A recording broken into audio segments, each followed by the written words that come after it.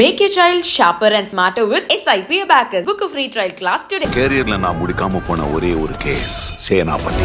ஆச்சி hotel sambar மற்றும் ஆச்சி இடிச்ச sambar 50 gram ரூபாய் 20 மட்டுமே. திருவாவடுதுறை திருமணத்திலிருந்து தான் அவர்கள் வாங்கி அந்த செங்கோலை செய்து அது ஆங்கிலேயர் கையிலிருந்து வாங்குகிறார்கள். யார் வாங்குறா? நேரு வாங்குறார்.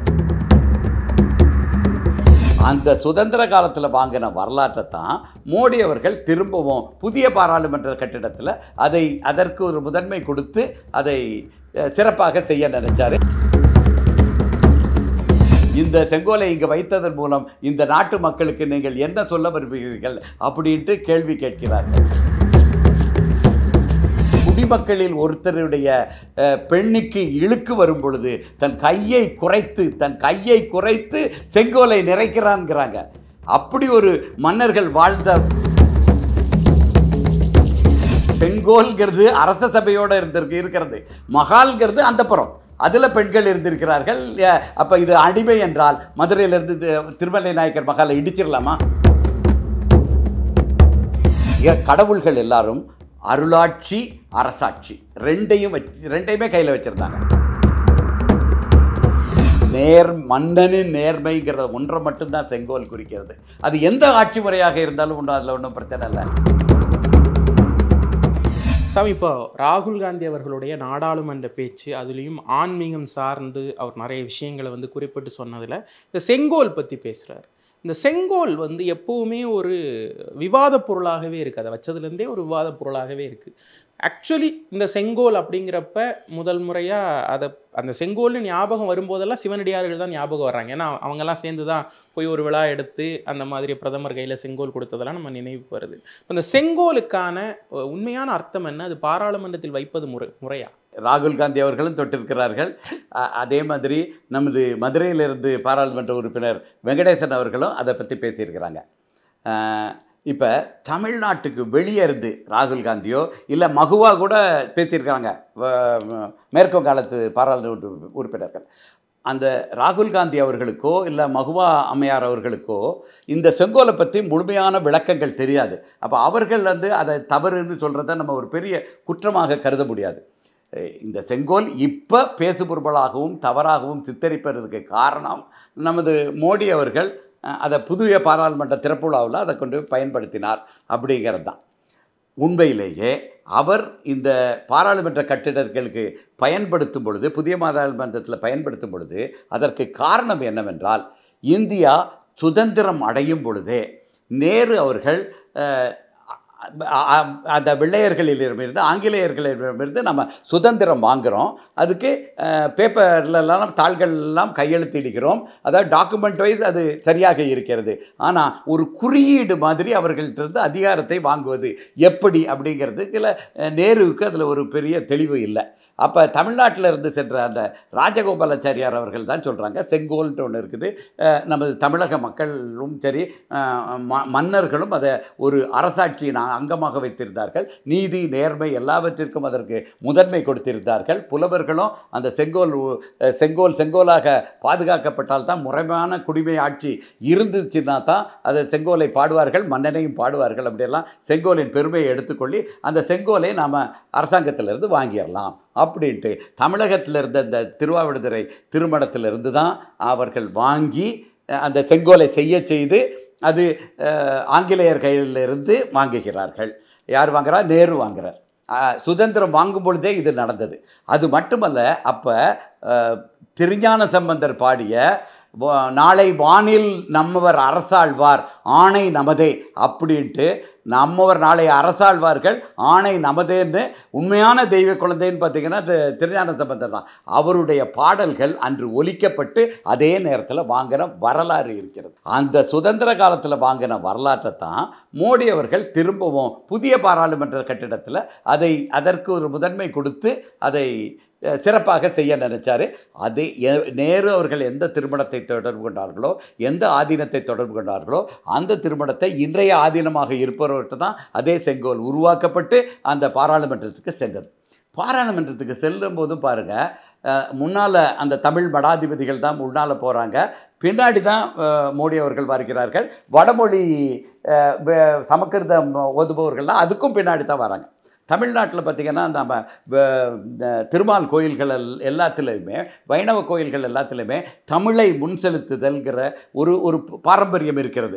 அதாவது தமிழ் பாசுரங்களை பாடிக்கொண்டு முன்னால் போவாங்க, அதுக்கு பின்னாடி தான் பெருமாள் வர்றார். தமிழே முன்னை அனுப்பி பின்னால் வர்றார், தமிழுக்கு பின்னாடி தான் பெருமாளே வர்றாருங்கிறது தான் அந்த முறையாக இருக்கிறது. அதே முறையை பின்பற்றி தான் மோடி அவர்கள் அதை செயல்படுத்தினார். இந்த வரலாறு ராகுல் காந்தி அவர்களுக்கு தெரியாமல் இருக்கலாம், வட இந்திய பாராளுமன்ற உறுப்பினர்களுக்கு தெரியாமல் இருக்கலாம், மகுவா அம்மையார் கூட தெரியாமல் இருக்கலாம். ஆனால் மதுரையிலிருந்து சென்ற வெங்கடேசன் அவர்கள் பேசினது மிக மிக மிக தவறானது, கண்டனத்துக்கு உரிய. இப்போ செங்கோல் அப்படிங்கிறப்ப அது வந்து ஒரு மத அடையாளமாக பார்க்கப்படுது அப்படிங்கிறது தான் முன்வைக்கக்கூடிய எதிர்க்கட்சிகள் முன்வைக்கக்கூடிய விஷயம். என்னென்னா அதுக்கு மேலே நந்தி இருக்குது, அப்போ வந்து செங்கோல் வந்து இந்து மதத்தை சார்ந்ததா அப்படிங்கிற ஒரு கேள்வி இருக்குது. இப்போ அதில் நந்தி இல்லாமல் வேறு ஏதாவது ஒரு விஷயம் இருந்திருக்கலாம் அப்படிங்கிற மாதிரியான விஷயங்கள்லாம் வருது இல்லையா? இதே நந்தி தானே சுதந்திரம் வாங்கும்போது இருந்துச்சு, சரியா தப்போ அது அப்படியே வரலாற்றை மாற்றாமல் பின்தொடர்கிறார்.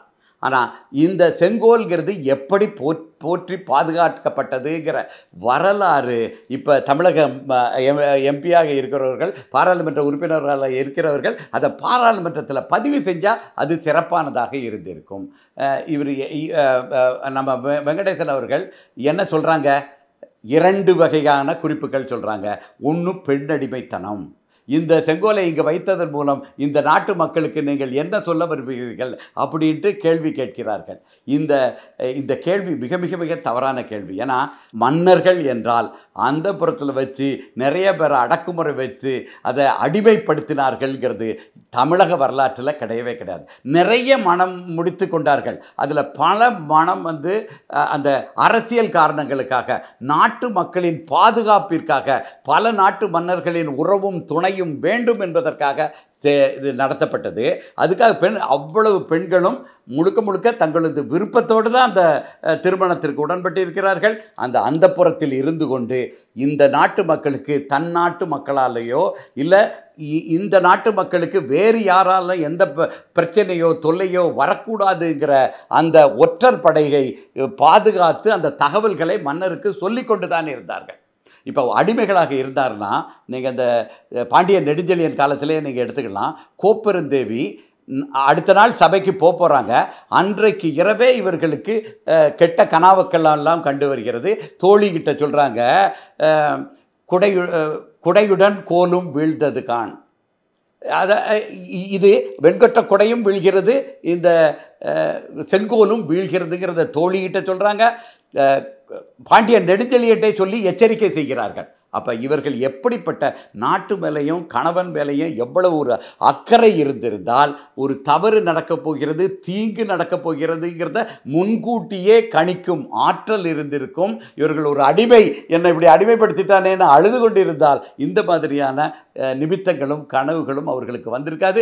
வந்திருந்தாலும் எச்சரிக்கை செய்திருக்க மாட்டார்கள். அப்போ சுதந்திரமாகத்தான் அந்த பெண்கள் அங்கே இருந்தாங்கங்கிறதுக்கு இன்னும் பல பேர் எடுத்துக்காட்டுகள் இருக்கின்றன. நம்ம பொற்கை பாண்டியன் என்ன செஞ்சார், அவர் வந்து கணவன் சொல்லிட்டு போகிறான், நீங்கள் மனைவி அந்த கணவன் வந்து வெளியூருக்கு செல்கிறான். அப்போ மனைவி பயப்படுகிறான், நான் ஒத்தையில் தனியாக எப்படி இருக்கிறேங்க, நம்ம அரசர் இருக்கிறார், எல்லா குடிமக்களையும் காப்பாற்றுவார், உன்னையும் காப்பாற்றுவார்னு சொல்கிறது நகர்வலம் வருகின்ற மன்னன் காதில் விழுகிறது. அன்றிலிருந்து அந்த வீட்டுக்கு ஒரு சிறப்பாக பாதுகாப்பை இவரே பொற்கை பாண்டியனே செய்ய கொண்டிருக்கான். இவன் ஊரில் இருந்து வந்துட்டான், அங்கே பேச்சுக்குரல் கேட்கிறது. மன்னன் தவறாக நினைத்திட்டா வேற எவரோ ஒருத்தர் உள்ள புகுந்து அந்த பெண்ணுக்கு துன்பம் நேருகிறதோங்கிறத கதவை தட்டிட்டான். அதற்கு பிறகு அவன் கேட்டான், நான் யார் வந்திருக்கிறான்னு கேட்ட உடனே அவருக்கு அதை தெரிந்து கொண்டு எல்லா வீட்டு கதவையும் தட்டிவிட்டு போகிறான். மக்கள் வந்து என்ன சொல்கிறார்கள், இதுவரைக்கும் இருந்த செங்கோல் தாழ்ந்து விட்டதே அப்படின்ட்டு, காவல் போய்விட்டதேன்னு கேட்கும் பொழுது தன்னுடைய கைகளையே வெட்டி கொள்கிறான். அப்போ ஒரு பெண்பணியின் குடிமக்களில் ஒருத்தருடைய பெண்ணுக்கு இழுக்கு வரும் பொழுது தன் கையை குறைத்து செங்கோலை நிறைக்கிறான்ங்கிறாங்க. அப்படி ஒரு மன்னர்கள் வாழ்ந்த வரலாற்றை தெரிந்தவர் நமது வெங்கடேசன் அவர்கள். அவர் புத்தகங்கள்லாம் எழுதியிருக்கிறார். அதே நேரத்தில் அதைத்தான் நான் அடுத்தது கேள்வியாக கேட்க வந்தேன். ஒரு நார்மலான ஒரு அரசியல்வாதி இதை சொல்கிறாரு அப்படிங்கிறது வந்து வேற. சங்க இலக்கியத்தை சாராம்சமாக வைத்து வேள்பாரியை வந்து அவர் எழுதியிருக்காரு. அது தமிழகம் எங்கும் இல்லை, உலக தமிழர்களையே ஒன்றிணைத்து இலக்கியத்தில் ஒரு புரட்சி செய்த நூல்னு சொல்லலாம். ஆனால் அவர் வந்து செங்கோலை பற்றியான ஒரு புரிதல் இல்லாமல் இருக்காரு அப்படிங்கிறது தான் வேதனையாக இருக்கு. வேதனை மட்டும் இல்லை, இது வந்து திட்டமிடப்பட்டதுன்னு கூட சொல்லுவோம். ஏன்னு கேளுங்க, அவர் சார்ந்திருக்க அந்த கம்யூனிஸ்ட் இயக்கத்தை பொறுத்தளவில், மார்க்ஸை பொறுத்தளவுலையும் லெனினை பொறுத்தளவுலையும் அந்த ஐரோப்பாவில் இருந்த மன்னர்களை சாடுகிறார்கள். அதே மாதிரி ஜார் மன்னன் கொடுங்கோலாட்சி புரிகிறதுனால அதையும் சாடுகிறார்கள். அப்படி சாடும் பொழுது அங்கே இருந்தவர்கள் எல்லாம் அந்த அந்தப்புறத்தை வேறு மாதிரி தான் வச்சுருக்காங்க. அவர்கள் அந்த ஐரோப்பிய மன்னர்களும் இந்த ரஷ்ய மன்னர்களும் மக்களை பாதுகாக்காமல் அந்தப்புறமே கதியென்று இருக்கிறார்கள். இதே நேரத்தில் பல அரசிகள் கூட அதே மாதிரி இருந்திருக்கிறாங்க. அந்த மாதிரியான காம களியாட்டத்திற்கு அந்த அரண்மனை அந்தப்புறத்தை பயன்படுத்தி இருக்கிறார்கள். அந்த நினைப்பிலே இருந்துட்டு அவர் சார்ந்த அந்த இயக்கம் அப்படி உருவகப்படுத்துதுங்கிறத புரிந்து கொண்டு தமிழர்களை முழுமையாக புரிந்தவர் சொல்கிறாருன்னா, அப்போ எனக்கு நான் சார்ந்த கட்சி சொல்வதைத்தான் நான் செயல்படுத்துவேனே தவிர மக்கள் நலனோ தமிழர் பெருமையோ எனக்கு இரண்டாம் பட்சம்ங்கிற நினைப்பு தானே இதில் வெளியே வர்றது. இதை மக்கள் சிந்திக்க வேண்டும். இது வேற எந்த பாராளுமன்ற உறுப்பினராக இருந்தால் கூட பரவாயில்ல, மதுரையிலிருந்து சங்கம் வைத்து வளர்த்த மதுரையிலிருந்து இவர் இப்படி செய்கிறது மிக மிக கண்டிப்பாக. நம்ம ஆன்மீக ரீதியாக பார்க்குறப்ப மதுரை மாநகரையே செங்கோல் கொண்டு ஆண்டது மதுரை மீனாட்சின்னு நம்ம சொல்லி கேள்விப்பட்டிருக்கோம். அதனால உண்மைதான். அதே தான் இங்கே வருது. அதே போல் நம்ம கண்ணகி வருகிறாள், வழக்குரைக்கிறார், பாண்டியன் பணிஞ்செலியன் எல்லாம் கேட்டு பார்க்குறான், தவறு செய்து விட்டோம் என்று தெரிந்து விடுகிறது. பொன்செய் கொல்லன் தன்செல் கேட்ட யானோ அரசன் யானே கல்வன்னு சொல்லி உயிர் கெடுகை இன்னுயிர்னு சொல்லி அவர் இறந்து போயிறார். உடனே இறந்து போயிறார். என்ன சொல்கிறாங்க, செங்கோல் வளைந்தது அப்படின்னு சொல்லி அடுபோர் செழியன் வளைகோல் இழுக்கத்து உயிராணி கொடுத்தாங்கு. அதாவது வளைந்த செங்கோல் வளைந்ததுங்கிற தகவல் மக்களுக்கு பரவுறதுக்கு முன்னாடியே தன் உயிர் கொடுத்து வளைந்த செங்கோலை ஏற்படுத்துகிறார்ங்கிறது சிலப்பதிகாரம் சொல்கிறது. இப்படிப்பட்ட உயிரை கொடுத்து செங்கோலை காப்பாற்றி இருக்கிறார்கள், செங்கோலின் வளைந்த தன்மையை நிமிர்த்தி இருக்கிறார்கள். அதுவும் தகவல் போகிறதுக்கு முன்னாடியே செய்யணுங்கிறத அளவுக்கு செய்தப்பட்ட அந்த பாண்டியன் நெடுஞ்செழியன் வாழ்ந்த அந்த மதுரையில் இருந்துட்டு இவர் செய்வது கண்டனத்துக்குரியது. மக்களும் புரிந்து கொள்ள வேண்டும். இது பெண்கள் அடிமைன்னு சொல்கிறார் இல்லையா, மதுரையில் தான் திருமலை நாயக்கர் மகால் இருக்குது. எவ்வளவோ அது மகால், செங்கோல்கிறது அரச சபையோடு இருக்கிறது, மகால்கிறது அந்தப்புறம், அதில் பெண்கள் இருந்திருக்கிறார்கள். அப்போ இது அடிமை என்றால் மதுரையிலிருந்து திருமலை நாயக்கர் மகாலை இடிச்சிடலாமா? இன்றைக்கு அது சுற்றுலா முதன்மை தளமாக இருக்கிறது. அப்போ இது அவமான சின்னம்ங்கிறதுக்காக அதை மூடி வச்சிடலாமா, அதை இடிச்சிடலாமா, எடுத்துடலாமா, இல்லை அது ஒரு நல்ல இது பன்னோக்கு மருத்துவமனையாக மாற்றிடலாமா? இதுக்கு உடன்படுவாரா? இல்லை. பழனியில் அந்த திருமலை நாயக்கர் மன்னனின் படை தளபதி வருகிற ராமசுப்பையனோ அவர் தான் வர்றார். அது வரைக்கும் பழனி முருகன் திருக்கோயிலில் பண்டாரங்கள் எனப்படும் மக்கள் தான் பூசை செய்து கொண்டிருக்கிறார்கள். தமிழர்கள் தமிழில் பூசை செய்து கொண்டிருக்கிறார்கள். நான் தமிழர் கையால் இந்த திருநீரை வாங்க மாட்டேன் அப்படின்னு சொல்லிட்டு அங்கே பிற மண்ணினரான பிராமணர்களை அனுப்புறது முதல்ல வச்சது திருமலை நாயக்கரின் படைத்தளபதியாக இருக்கிறவர் தான் முதல்ல அதை செய்கிறார். அந்த தவறை மாற்றுவதற்காக இவர் குரல் கொடுப்பாரா? அப்போ அதெல்லாம் பண்ண மாட்டேன். எனக்கு எது முக்கியம்? நான் சார்ந்து இருக்கிற கட்சி முக்கியம், என்னை தாங்கி பிடிக்கின்ற ஒரு குழு இன மக்கள் முக்கியம். அதெல்லாம் போன பிறகு அப்புறம் நான் தமிழை பற்றி பேசுவேன், இதெல்லாம் பேசுவேங்கிறது அது இரட்டை வேடம் போடுவதாகத்தான் இருக்கிறது. இதை மக்கள் புரிந்து கொள்ள வேண்டும், மக்கள் தான் புரியணும். இப்போ அரசியல் ரீதியாக அது ஒரு பக்கம் இருக்கட்டுமே, ஆன்மீக ரீதியாக இப்போ செங்கோலை நிறைய சன்னிதானங்களில் பார்க்குறோம், தெய்வத்தோடு பார்க்குறோம். இப்போ பழனியில் தண்டாயுதபாணியாக நிற்கிறார், அவரும் ஒரு வகையில் செங்கோல் தானே. சுப்பிரமணிய சுவாமி இருக்கார் திருச்செந்தூரில், அவர் அதுக்கான அர்த்தம் என்ன? செங்கோலை இறைவனிடம் வைத்து வழிபடக்கூடிய அதுக்கான அர்த்தம் என்ன? அந்த நம்ம ஏற்கனவே பார்த்துருக்கிறோம், ஆதிசிவனார் தான் அண்ட பேரண்டங்கள்லேருந்து வந்து இந்த மண்ணுலகத்துக்கு இந்து வேதத்தை கொடுக்கிறார், இந்து மதத்தை கொடுக்கிறார், தமிழ்ச்சங்கம் வைத்து தமிழை மக்களுக்கு கற்றுக் கொடுக்கிறார். தமிழ்கிறது அண்டபேரங்களில் பேசப்பட்டு கொண்டிருக்கிற சிவபெருமானோட தாய்மொழி. இங்கே தமிழ்ச்சங்கத்தை உருவாக்கி தமிழை கற்றுக் கொடுக்கிறார். தானே தமிழ்ச்சங்கத்தின் முதல் தலைவராகவும் இருக்கிறார். பாண்டிய மன்னனை அரசாட்சி வேணும், என்றைக்கும் ஒரு பாதுகாப்பு வேணும்னா முறையான அரசாட்சி வேணுங்கிறதுக்காக பாண்டிய மன்னர் பரம்பரையை தோன்றி, பாண்டியனா பண்டையங்கிற அர்த்த பொருளில் வரும்படியாக முதலாக அரசாட்சியை தோற்றுவித்து முதல் மன்னனாகவும் இருக்கிறார். இந்த முருகப்பெருமான் இது வைச்சிருக்கிறது என்னென்னா, அந்த பாண்டிய மன்னன் சிவபெருமானுக்கு அடுத்தாற் போல பட்டத்துக்கு வருவது முருகப்பெருமான் தான். இளவரசு பட்டம் கட்டும் பொழுது அவர் கையிலையும் செங்கோல் இருக்கிறது. ஆனால் இளவரசு பட்டவர் அவர் மன்னர் ஆகவில்லை. இளவரசு பட்டம் கட்டினதோடு நிற்குது. அதற்கு பிறகு என்றென்றும் தமிழகத்தை காப்பாற்ற வேண்டும் அதற்காக. ஏன்னா சிவபெருமான் அண்டபேரண்டங்கள்லேருந்து வராரு. பார்வதி இந்த மண்ணுலகத்து மண், 2 பேருக்கு குழந்தை. இந்த மண்ணுலகத்தில் பிறந்த முதல் அருள் குழந்தை முருகப்பெருமான். அப்போ மண்ணுலகத்தில் இருக்கிற மக்களை காக்க வேண்டிய பொறுப்பு முதல் குழந்தைக்கு இருக்குங்கிறதுனால அவர் மன்னனாகிறதுக்கு முன்னாடியே இளவரசு பட்டம் கட்டிவிடுகிறார்கள். தமிழ்ச்சங்கத்தின் 2வது தலைவராகவும் இருக்கிறார். அவர் என்றென்றும் தனது தமிழினத்தை காக்க வேண்டும், தமிழ் மொழியை காக்க வேண்டும்ங்கிறதுக்காக படை வீடுகளில் நிறைந்து விட்டார். இவர் முதல் பாண்டிய மன்னனாக சிவபெருமானின் வாரிசாக இருந்ததுனாலையும் இளவரசு பட்டம் கட்டினதுனாலையும் அவர் அந்த செங்கோலை வைத்திருக்கிறார். அப்போ அந்த கடவுள்கள் எல்லாரும் அருளாட்சி அரசாட்சி ரெண்டையுமே கையில் வச்சுருந்தாங்க. இப்போ அதற்கு பிறகு மன்னர் கையில் அரசாட்சி சென்றது. இந்த சன்னிதானங்கள், இந்த மாதிரி குருமார்கள், இவர்கள் கையில் அருளாட்சி சென்றது. இந்த அருளாட்சிங்கிறதும் கடவுளின் மன்னரும் கடவுளின் பிரதிநிதியாகத்தான் இருக்கிறார். இந்த வழக்கம் உலகம் முழுசும் இருக்குது. உலகத்தில் எந்த மன்னர்னாலும் கடவுளின் வாரிசாகவே தான் கருதப்படுகிறார். அதே மாதிரி இந்த மடாதிபதிகளும் ஆதீனங்களும் கடவுளின் வாரிசாகவே கருதப்படுகிறார்கள். அருளாட்சி செய்யணுங்கிறதுக்காக அவர்கள் வைத்து கொண்டிருக்கிறார்கள். அந்த செங்கோலை வச்சுருக்காங்க. ஆனால் காலப்போக்கில் என்ன ஆகுது, கொஞ்சம் கொஞ்சமாக ஆட்சி மாற்றம் நிகழ்கிறது. இது அந்த கண்ணகி காலத்து வரைக்கும் சரியாக இருந்தது. தமிழ்ச்சங்கம் அது வரைக்கும் ஒழுங்காக இருந்துச்சு. கண்ணகி காலத்தில் அந்த மதுரை எழுந்ததோடு தமிழ் சங்கமும் வீழ்ந்தது. தமிழ் புலவர்கள் எல்லோருமே இறந்து போய்விடுகிறார்கள். அந்த தமிழ் நூல்கள் எல்லாரும் கொளுத்தப்படுகின்றன. அதற்கு பிறகு களப்பிரர்கள் ஆட்சி, இருண்ட ஆட்சி அப்படின்ட்டு கொஞ்சம் கொஞ்சமாக வந்த பிறகு என்ன ஆச்சுதுங்கிறது, மக்கள் நலன்கிறதுலேருந்து செங்கோல் எப்படி மாறி போயிடுது, அதிகாரத்தின் அதே குறியீடாக மாறுகிறது. அதே குறியீடை இதை தடுக்க வேண்டியவர்கள் அந்த மடாதிபதிகள் தான் இதை தடுத்திருக்கணும். அரசாட்சி வேறு, அருளாட்சி வேறு, அருளாட்சியின் கட்டுப்பட்டு தான் அரசாட்சி இருக்கணும், இப்படியெல்லாம் செய்யக்கூடாதுன்னு தடுக்க வேண்டியவர்களும் அவர்களும் அதே அதிகாரம், நானும் பல்லக்கில் போவேன், நானும் இதில் போவேன், நடக்க மாட்டேன், இதெல்லாம் சொல்லிக்கொண்டு அவர்களும் அதே அதிகாரத்தின் குறியீடாக மொத்தமாக மாறி கிடப்பது ஒரு காலத்தின் அவலம். தமிழ்ச்சங்கத்தின் வீழ்ச்சியின் காரணமாக வந்தது.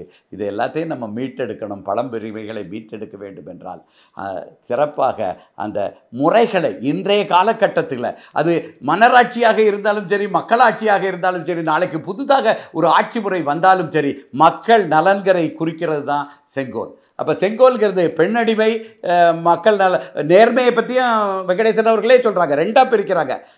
நேர்மை வரும்போது மன்னனை சேர்க்குறாங்க, இல்லை நேர்மை வரும்போது செங்கோல் கூட சேர்த்துடுறாங்க. ஆனால் பெண்ணடிமைன்னு வரும்போது மண்ணோட சேர்த்துறாங்க. மன்னனின் நேர்மைங்கிற ஒன்றை மட்டும்தான் செங்கோல் குறிக்கிறது. அது எந்த ஆட்சி முறையாக இருந்தாலும் ஒன்றும் அதில் ஒன்றும் பிரச்சனை இல்லை. அப்படி என்று எடுத்துக்கொண்டு போனால் மக்கள் நலம் முன்னிலைப்படுத்தப்படும். அது மக்களுக்கும் நல்லதாக இருக்கும், ஆட்சி செய்பவர்களுக்கும் நல்லதாக இருக்கும். செங்கோல் குறித்த நிறைய அறியாத விஷயங்கள் எல்லாம் எங்களோட பகிர்ந்துக்கிட்டீங்க. ரொம்ப நன்றி. வணக்கம்.